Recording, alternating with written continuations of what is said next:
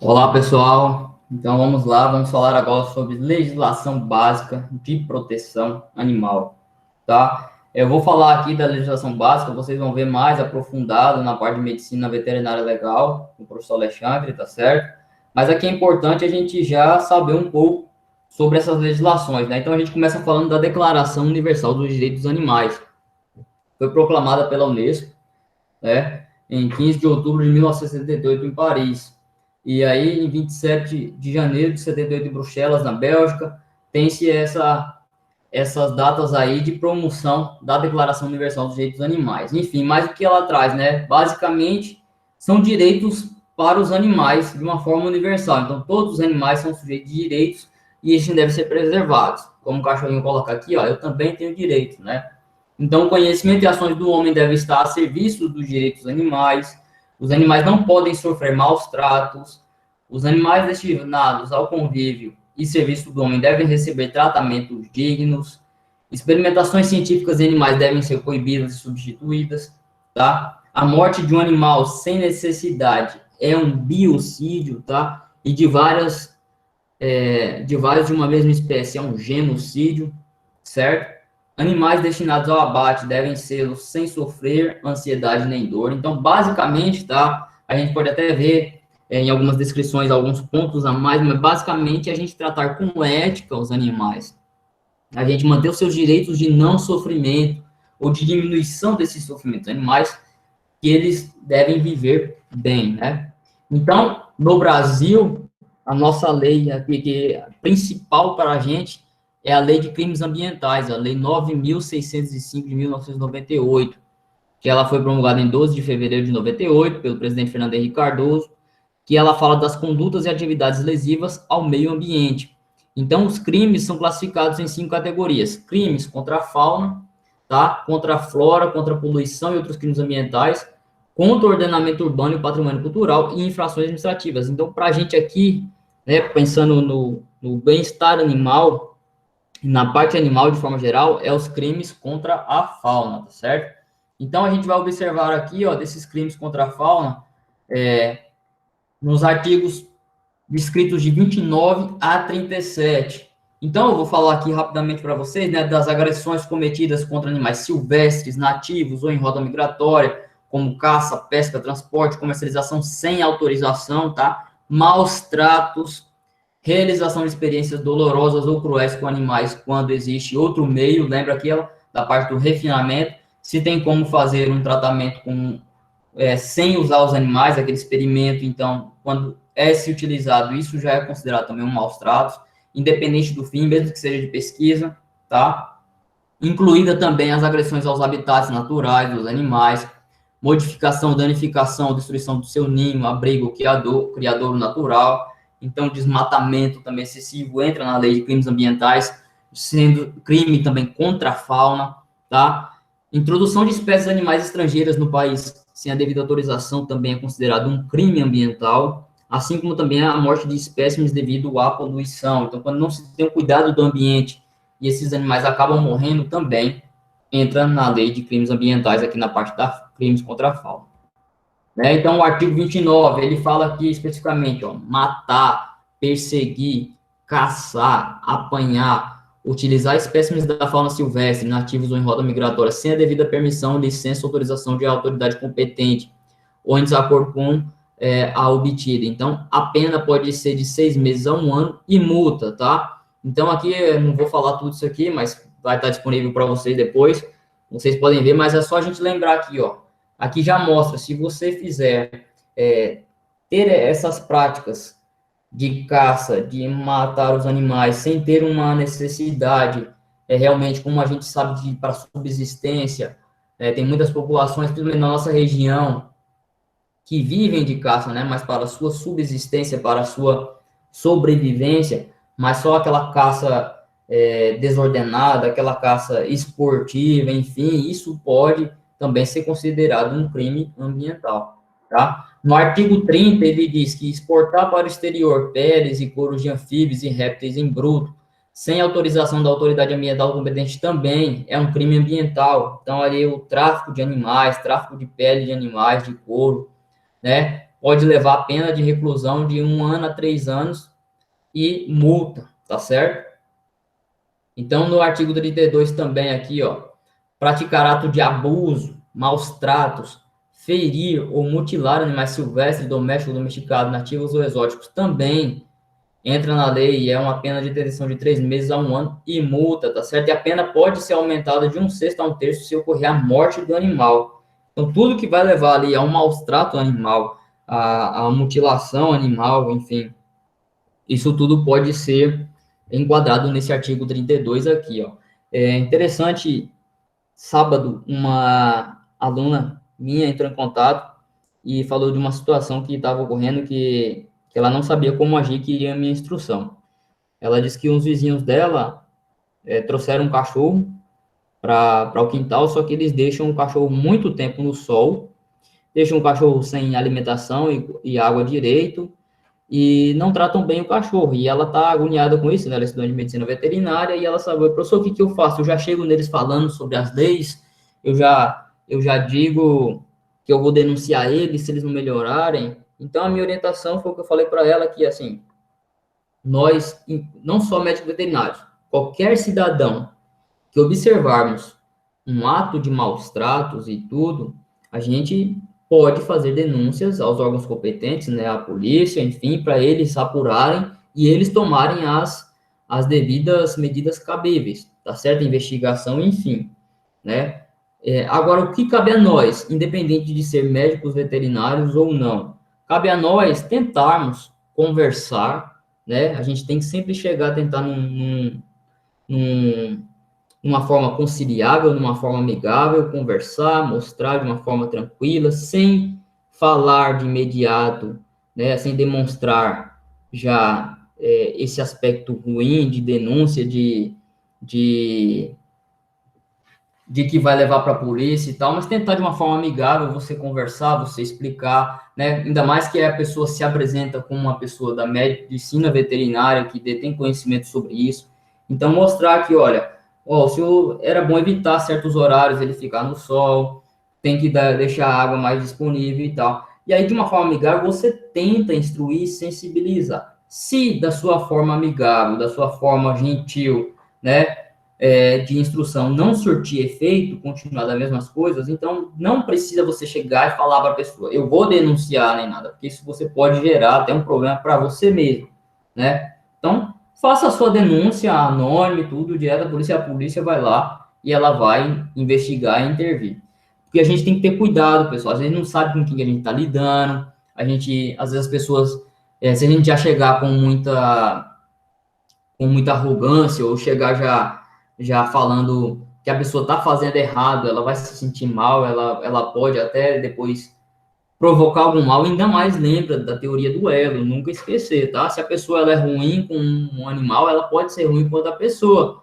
Então, pensando também na sua integridade física da sua família, sempre ter cuidado nessas ações, tá? Mas também a gente não pode ser omisso, viu? Não é fechar os olhos, não. Se você não conseguiu amigavelmente tudo, faça a denúncia ali, vá na polícia, enfim. Não, nunca fechar os olhos. É o nosso dever enquanto cidadãos, tá? Acima de tudo. E principalmente agora, né, médicos veterinários. Já considero vocês médicos veterinários, que vocês têm que também já agir como tais, certo? Então, no artigo 33 também diz aqui, ó, provocar pela emissão de fluentes ou carreamento de materiais ou o perecimento de espécimes de fauna aquática existentes em rio, lago, açude, ou seja, a poluição, né? Se você faz poluição que pode matar, trazer danos à saúde desses animais, isso também pode levar a uma pena de detenção de 1 ano a 3 anos, ou multa, ou ambas cumulativamente, né? Então, degradação em viveiros, né? Exploração dos ambientes de forma inadequada, tudo isso pode ser enquadrado aqui na Lei de Crimes Ambientais, tá? Artigo 34. Pescar em período no qual a pesca seja proibida ou locais interditados por órgão competente também entra na Lei de Crimes Ambientais, então a pena de detenção de 1 ano a 3 anos ou multa, ou ambas apenas cumulativamente, né? Então, se animais são preservados, a espécie não é para ser pescada ou pescada com tamanho inferior ao permitido, entra na lei de crimes ambientais. Deixa eu ver quem é que está pedindo para entrar aqui. Camila. certo? Então, tudo isso aqui tem que ser levado em consideração. Tá? No artigo 35, pescar mediante a utilização de explosivos ou substâncias que, em contato com a água, produzem um efeito semelhante de explosão, né? Substâncias tóxicas ou outro meio proibido pela autoridade competente. Também tem a pena de reclusão de 1 ano a 5 anos, tá? Então, tanto no artigo 36, artigo 37 aqui, ó, dizendo que tem que ser feito para o efeito da lei, considera-se pesca todo ato tendente a retirar, extrair, coletar, apanhar, prender ou capturar espécies dos grupos dos peixes, né, outros ambientes aquáticos, suscetíveis ou não de aproveitamentos econômicos. Então, é aquele dano quando a gente fala, se eu estou causando dano ao ambiente que pode trazer dano ao animal, é um crime contra a fauna, contra a flora, é um crime ambiental, tá? E não é só isso, tá? Quando eu estou falando de legislação básica e tudo, eu tenho que falar também das mais recentes, como a resolução número 1236, de 26 de outubro de 2018. E isso aqui, para nós, médicos veterinários, principalmente, tá? Que essa resolução, ela define e caracteriza o que é crueldade, abuso e maus tratos contra animais vertebrados, dispõe sobre a conduta de médicos veterinários, isotecnistas e da providência. Então, a gente, para saber também no nosso trabalho, nas nossas orientações, o que é que isso está dizendo que entra em questão aquela adição, na verdade, do que é crueldade, abuso e maus tratos, né? Que a Lei 9.605 já fala desses artigos lá, como a gente falou, 26 da 37, e aqui ela mais atual, mas definindo mesmo crueldade, abuso e maus tratos. Então, acho que é inciso 2, não lembro agora como é que se diz aqui, ó. Maus tratos, o que é maus tratos?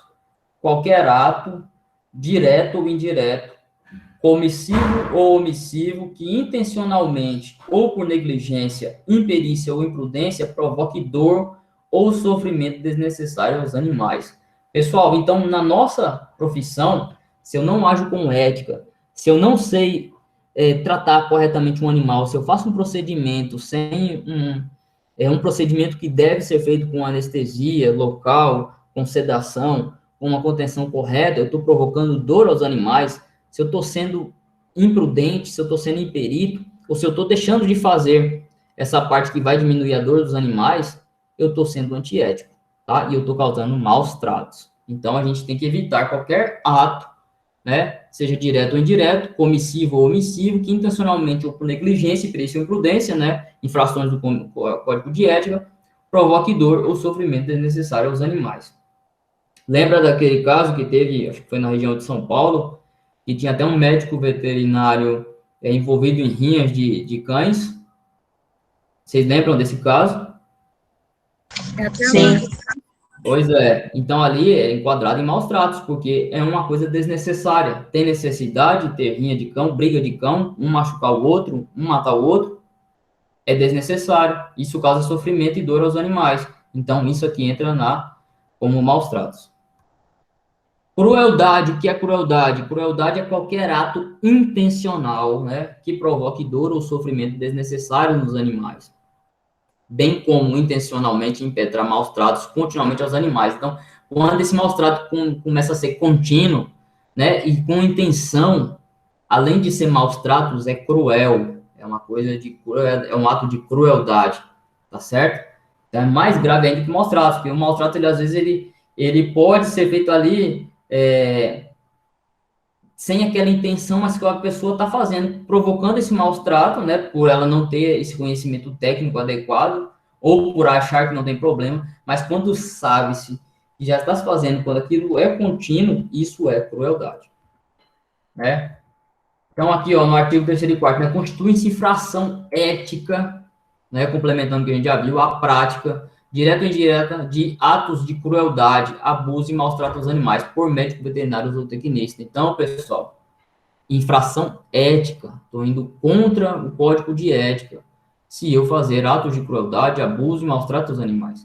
É dever do médico veterinário e do zootecnista manter constante atenção à possibilidade de ocorrência de crueldade, de abuso e de maus tratos aos animais, tá? O médico veterinário e o zootecnista, ele tem o dever de orientar os tutores, os proprietários de animais sobre condutas que implicam em maus tratos, abuso e crueldade e suas consequências. bem como sobre sua responsabilidade quanto ao bem-estar dos animais e suas necessidades. Lembra que, além do nosso trabalho, a gente também é nossa responsabilidade instruir com que essas pessoas que detêm a responsabilidade com esses animais evitem o sofrimento desses animais, tá certo? Então, partindo dessa legislação básica que eu trouxe para vocês, direito da declaração dos animais, Lei 9.605, essa resolução é, 1236 de 2018, enfim, eu trouxe aqui para vocês observar por que é importante, além da gente agir com ética na nossa profissão, da gente manter o bem-estar animal, por que é importante também eu estudar a legislação que fala do bem-estar animal, legislação de proteção animal, porque podem ter questões em concursos públicos também, tá certo, pessoal? Então, aqui eu vou trazer algumas questões e eu queria que vocês respondessem comigo, tá? Para a gente já começar a ver isso aplicado. Então, aqui, ó, uma pergunta de um concurso público, né? As 5 liberdades do bem-estar animal constituem uma base conceitual reconhecida internacionalmente. Então, sobre elas, é correto afirmar: podem constituir um guia básico completo para avaliação do grau de bem-estar de um animal em uma dada situação? Vocês acham que é correto ou falso?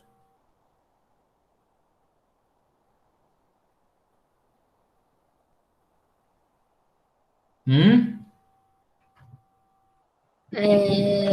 Eu consideraria como correta, mas essa questão é de antes ou depois da inclusão da nutrição?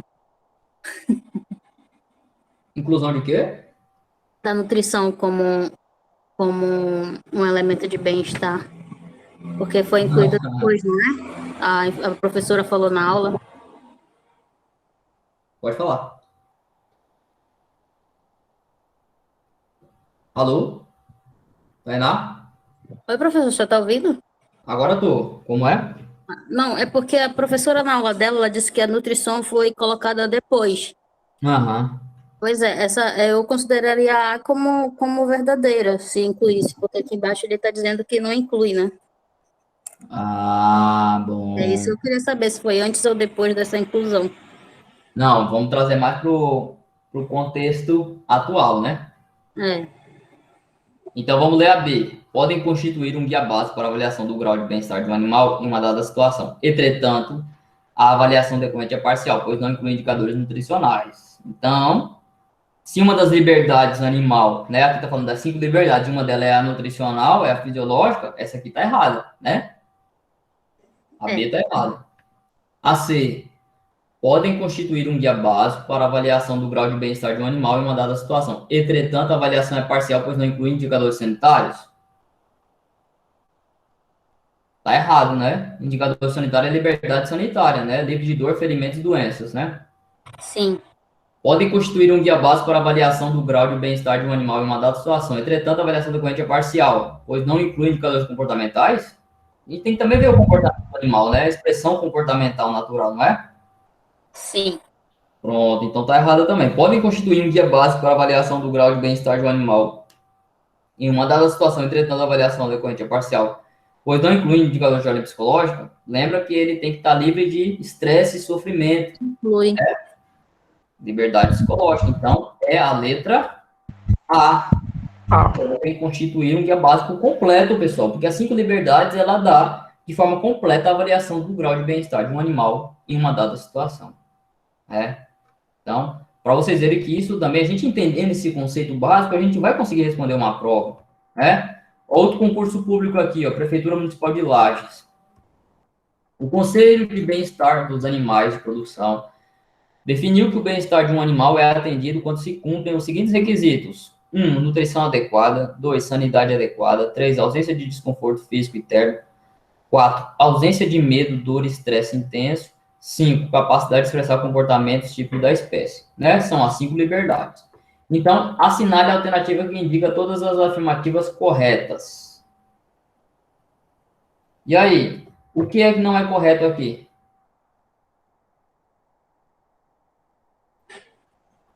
A3, ausência de desconforto. É incorreto? Ah, não, eu li errado, professor. Hum. Mas Seria a ausência Não, de conforto? seria a ausência de conforto físico. Isso. Mas não é ausência de conforto, é ausência de desconforto. Isso são os requisitos que têm que ser atendidos. Então, a nutrição adequada é certo? Sim. Sim, A sanidade adequada? sim. Sim, Ausência de desconforto físico e térmico? Ah, sim. Ausência sim, de medo, dor e estresse intenso? sim, Sim. Capacidade de expressar comportamentos típicos da espécie? Sim. sim, Então, a correta são 5. São corretas as 5. Certo? Facinha essas, né? Eu acho Concurso que eu e a público. Vitória damos errado. Como é? Eu e a Vitória, a gente leu, acho que com a mesma grafia errada, com o mesmo pensamento. Aham. Mas é já para a gente ir se preparando para provas, né? E aí a gente tem que ler com atenção a interpretação da questão. Às vezes a gente está numa leitura dinâmica, muito rápido, principalmente questões provas que tem muitas questões, mas a gente tem que ver que às vezes uma leitura de vez ainda pode fazer a diferença para a ano, né? Então, concurso público para grupo de magistério digital do IFRN, né? Então, com relação ao bem-estar animal, é correto afirmar que a liberdade ambiental refere-se à possibilidade do animal expressar seu comportamento normal? Certo ou errado? Tá certo. Certo? Vamos ver. Então, a liberdade sanitária refere-se ao fato do animal ter direito a edificações adaptadas? Você quer ir pra sala, amor? Quer ficar lá na sala com a mamãe? Ficar aqui no quarto. Oi, mamãe. Tá, mas eu vou virar você então, tá? Tá bom. A liberdade psicológica refere-se ao fato do animal não ser submetido a doenças físicas? A liberdade fisiológica refere-se à condição de um animal não passar fome ou sede? E aí? Qual que é a certa dessas? Eu acho que é a B. Quem falou? Vitória. Vitória acertou. É isso mesmo, a liberdade nutricional, né, refere-se à condição de um animal não passar sede ou fome. E aqui, liberdade nutricional é a liberdade fisiológica, é a mesma coisa, tá certo? Lembra que liberdade fisiológica é a liberdade nutricional, tá ok? Bem-estar animal é uma área de conhecimento que apresenta interface acentuada entre os domínios científico, filosófico e de legislação. Do ponto de vista científico, bem-estar animal é um conceito que se caracteriza por quê? Pode ser medido, variar em uma escala de alto a baixo grau, cujos principais indicadores são fisiológicos e comportamentais, e depender da função que o animal exerce para o ser humano. Estar intimamente relacionado a práticas de medicina veterinária alternativa, como, por exemplo, a homeopatia. Apresentar uma relação direta com a probabilidade de ciências de diferentes grupos taxonômicos do reino animal. Apresentar uma relação em geral diretamente proporcional à produtividade dos animais de produção. Não ser aplicável a animais considerados como praga pelos seres humanos. E aí? Do ponto de vista científico é o quê?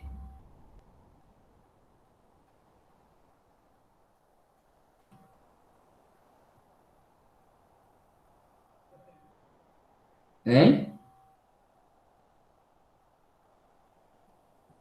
Estão aí? Eu acho que é a A. Isso, do ponto de vista científico, pode ser medido, variar em uma escala de alto a baixo grau, né? Por isso que o que a gente faz com o bem-estar animal? A gente sabe se o animal tem alto ou baixo grau de bem-estar, e os principais indicadores são esses, fisiológicos, que são a questão sanitários, né? Saúde, comportamentais, liberdade comportamental, psique e tudo, e depender da função que o animal exerce para o ser humano. Sempre um animal de companhia, ele vai ter o seu bem-estar de uma forma, um animal de produção, ele tem o seu bem-estar da forma dele naquele local, mas ele tem que ser medido em uma escala de alto a baixo grau, certo? Beleza? Beleza. Então, pessoal, a capacidade de sofrimento é uma característica vital que confere a um ser o direito à igual consideração. Se o animal sente e se ele pode sofrer, né, se ele ele tem essa capacidade de sofrimento, a gente tem que ter igual consideração também para não sofrer, para evitar esse sofrimento, para manter esse bem-estar, para promover o bem-estar. Tá certo? Dúvidas? Não. Dívidas? Vagas. Águia. Vagas. Muito bem, então eu vou terminar aqui a gravação e conversar um pouquinho com vocês, tá bom? Obrigado, pessoal.